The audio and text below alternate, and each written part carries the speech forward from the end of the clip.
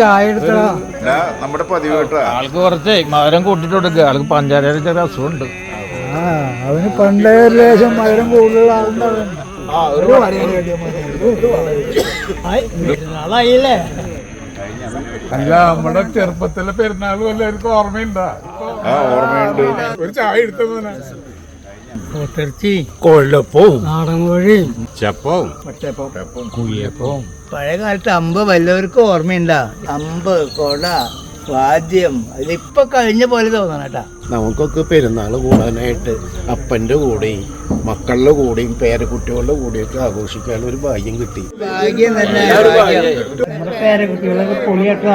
തവണ പെരുന്നാള് നമുക്ക് അടിപൊളിയാക്കണം. പഴയ കാലത്തെ പോലെ തന്നെ സൂപ്പർ ആക്കണം. പേരക്കുട്ടികളുടെ പെരുന്നാളുണ്ടല്ലോ, ഭംഗിയാക്കണം. പേരക്കുട്ടികളുടെ കൂടെ അവരുടെ ഒപ്പം വൈബ് പിടിച്ച് പുതിയ രീതിയിലായിക്കോട്ടെ. അന്നാ പെരുന്നാൾക്ക് കാണാം.